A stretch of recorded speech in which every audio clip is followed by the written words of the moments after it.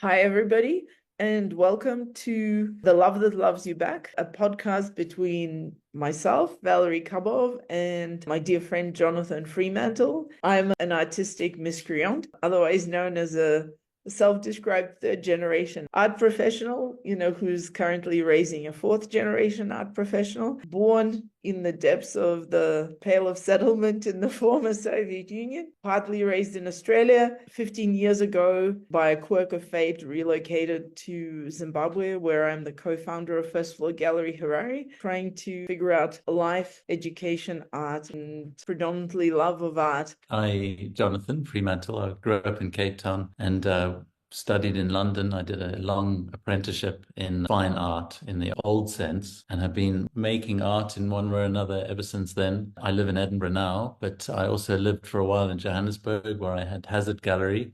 And that was the context that I met Valerie. Just loved the conversation we had immediately about painting and how painting is everything. That conversation's been a constant source of joy and sustenance over the years. So it does make sense that we share the conversation. We always come back to art because it is the love that loves us back.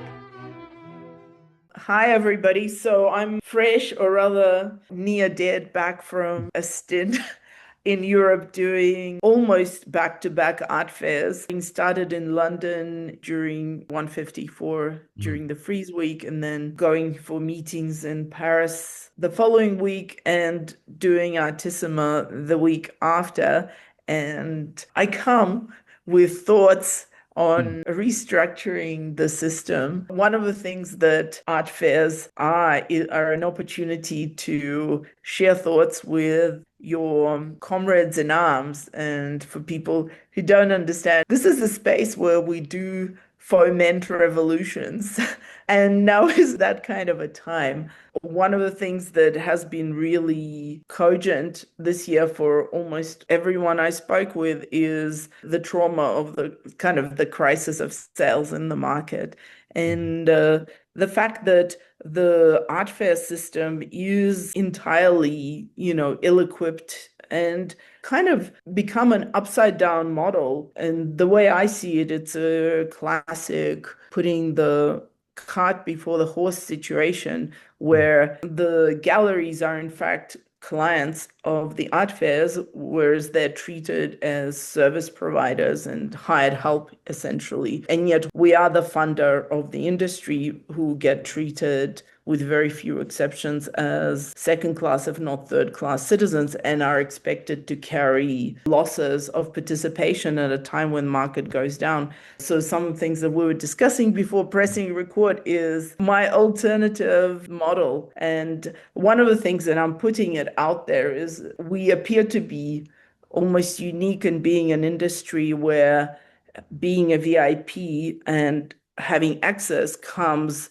with zero commitment to payment or zero commitment to premium of any kind, and rather the reverse, that the VIPs at art fairs are subsidized with an expectation, but without a commitment to a spend, which is almost the opposite of what happens in any other industry, where to get access and premium positionality costs money, starting with things like first class airfares. So almost everyone who takes part in an art fair, including the artists, benefits or carries zero risk, with the exception of an art fair, which is why some of the conversations that I've had with people said this is the only industry in which we are expected to carry losses of about hundreds of thousands of dollars a year for participating in art fairs. And that's just insanity. Art fairs, at the moment, the way they're organized, are in fact selling real estate and are entirely averse to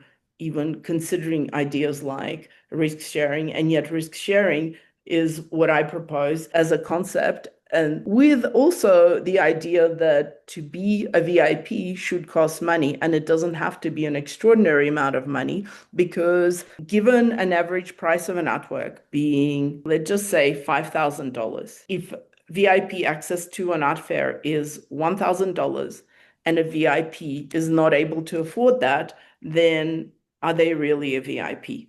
That's one. And we can consider even a model in which art fairs share risk with galleries by taking a commission on the sales. And that can be even as generous as 20%. And I think most galleries would entirely accept that.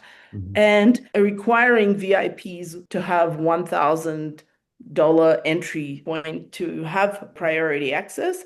And that $1,000 can, in fact, be redeemable against purchases. So it could be as easy as that. And I will guarantee that this would absolutely revolutionize art fairs, would create a position where galleries would be able to afford to take risks and present far more interesting positions at art fairs, and as well as enjoy art fairs a lot more, because when you know that you don't have to cover enormous amount of cost Mhm. up front, this would still be only a marginal cost reduction because you're still up for cost of travel and Mhm. shipping as well as installation. You would still have a real rejuvenation. I saw an article just recently, yet again, Art Basel is proposing some kind of a step-up model of fee reduction to support young galleries. None of this is transformative. None of this is actually addressing a systemic problem in the way the art fairs are organized and who they privilege. So I think far be it for me to sound like a communist, Mhm. but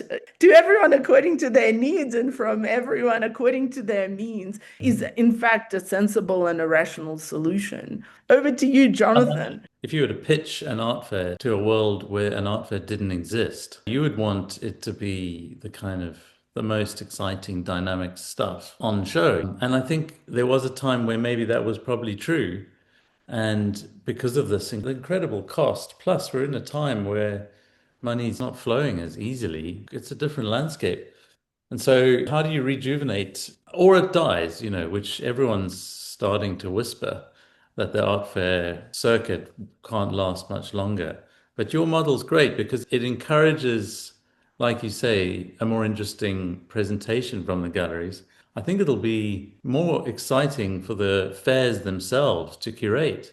When they're choosing a gallery, they're not choosing it based on whether they can afford the $50,000 or whatever it is for that booth, that giant booth. They're choosing a gallery based on how exciting that gallery is. And we're not talking about kind of leveling the playing field because the art world is interesting in its diversity. There's a little speedboat gallery zipping around in amongst the oil tankers, which is the Gagosians or whatever. And that adds the color and texture. And it's sometimes a speedboat can become a sort of mid-sized boat and get enveloped by, whatever. We're not trying to change that. I think nobody I know in the art world, no gallery I know enjoys it. No. At every level, whether it's a kind of small gallery who literally are putting their lives at extreme peril and risk by doing these fairs, or it's a big gallery, so I have friends in that world, and they don't really enjoy it either. They're away from home. They're sort of living this slightly strange life, which doesn't seem sustainable.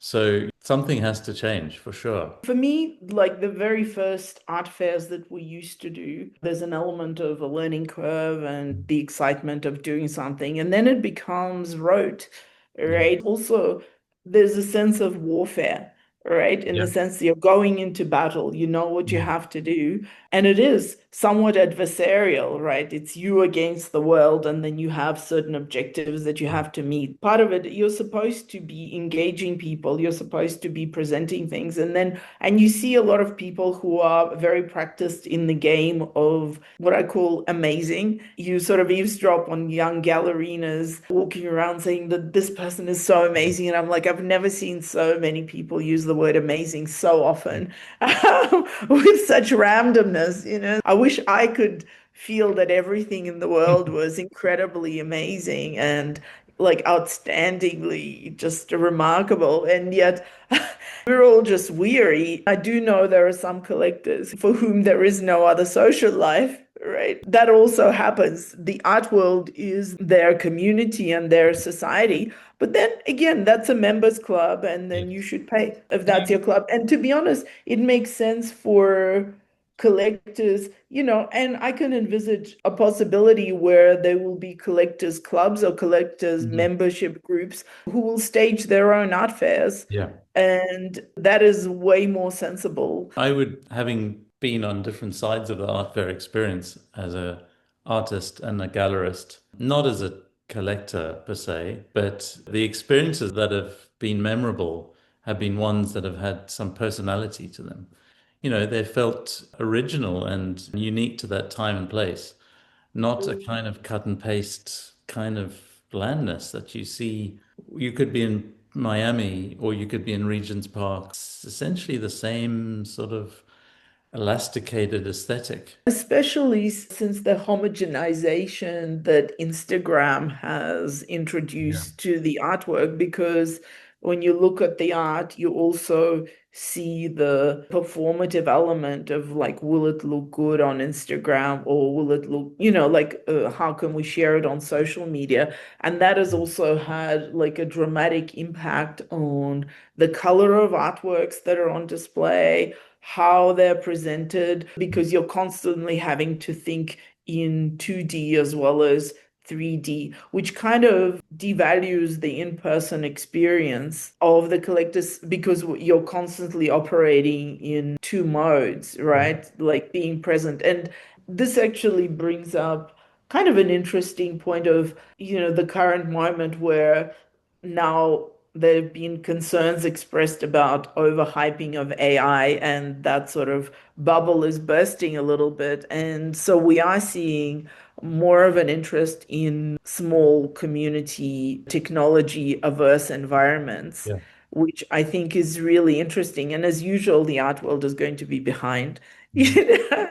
We can be in front because we proclaim an artist to be the avant-garde of society, but I think we're like really good at being rear-guard. Like we will For give you sure. the impression that you're making to the rest of the world after it's happened. At its best, it's holding a mirror. There's some value in a mirror that's been cleaned well and has some kind of presence about it. But I think the idea that art is leading, misguided.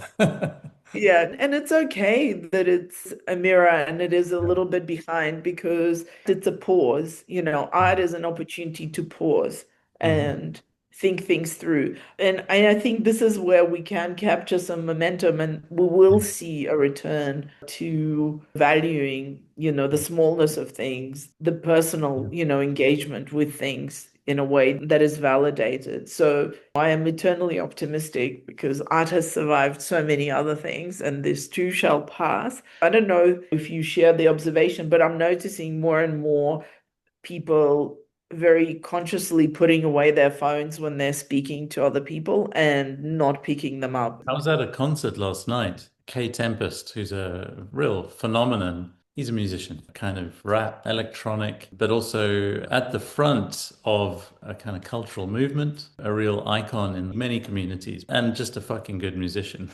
Quite a big venue, 3,000 people. And I just reached for my phone to record a specific moment and looked around, and there was not a single phone up. And I haven't had that experience before recently, in the last 5 to 8 years. And so I put my phone away. And then later on, there was a kind of banger. I had my phone out, but I was one of seven. I think there's been a lot of narrative around the problem of living this kind of secondary experience. I think the pressure is on the artist to make content that's so good that you don't feel like you need to view it through a screen. And I think that was the case last night. I think not only are people noticing the kind of problem of the phone, but I think they're also more and more aware of the extreme hazards connected with it. Not just mental health, but your life can be stolen, as it were, and in multiple ways. I think we're starting to realize it's more malicious and mellifluous and problematic and obstructive. Because your comment about art being made presentable for Instagram is a really strong one. I think the art fair is where it's at its worst because not only does it have to be presentable in a kind of bite-sized sense, you're running through this thing at 100 miles an hour, seeing just too much, basically. So the booths are naturally, I would do it too. We did it, presented in such a way that it grabs your attention in a kind of instant way. And I think that leads towards a kind of, like you said, color. There's things like neon and shiny lights and extra buffed up sculptures, and these seem kind of silly that you would do that, but it's even if you don't think you're doing it, it's starting to happen.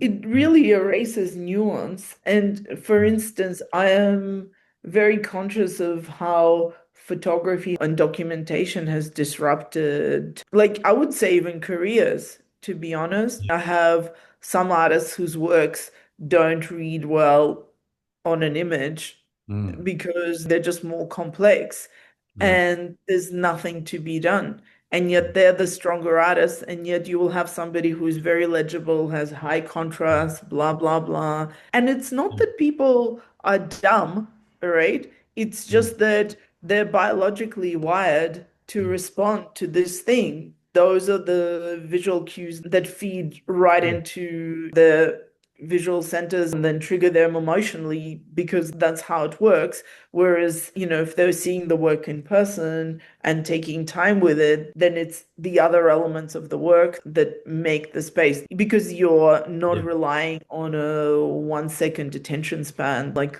even with videos, right, on Instagram, you don't rely on people for watching more than 3 seconds. That might be the most dangerous thing we have to deal with in contemporary culture is Mm. attention span. That has the most direct kind of effect on how we not just digest, but what we make. Because attention span is required in making work that has power and nuance. I had an example, a really small example, but I do these daily paintings. They're done as a kind of, I call them daily studies, but they're done in an immediate 1 hour, an act of paying attention, essentially. It really helps. I feel when I'm attempting a more complex artwork, I've got a kind of fitness that comes from paying attention for an hour every day. There was one of them, like day, I don't know, 900, let's say. I'm on 1,000 and something that had been sitting unsold and sitting there. And I got it out the other day and I spent for my daily study yesterday. I spent an hour on this painting and I glazed it and I added a couple more and just another hour of attention. To me, it's like, holy shit, that's a good painting suddenly. Before it was a study and then it becomes more because you've looked at it and you've understood it. Howard Hodgkin used to leave, his paintings are titled whatever, and then the date would be 2002 to 2019. That might be 3 hours worth of painting, but there's these years in between of waiting. Whatever we can do to allow for that kind of digestion of culture and nature and ourself, that ability to rest and pause and wait and pay attention. Attention is probably the closest to a kind of sacred force that we have. That is essentially kind of prayer, is paying attention. You know, And yet we're selling it very cheap right very now, cheap. and it's Yeah. entirely for sale. I think that's one of the challenges. That's given the fact that time is about to run out, right? It's like this is kind of a good moment is that what we're talking about is how we can go back to being more human in this Yeah. environment and removing the yoke of money as the ultimate goal in a space which is essentially devised about being more human as the ultimate goal. Just puts us at cross purposes and how can we ensure that money is not an obstacle, that we don't have a conflict between the two Yeah. models and working towards an art world where there is no necessary conflict between everyone who is doing the work, actually making a living and delivering exactly the product as intended, Mm. which is not about making money, but about helping people be more human. Hopefully, that means that this rehumanization is starting to take place, and as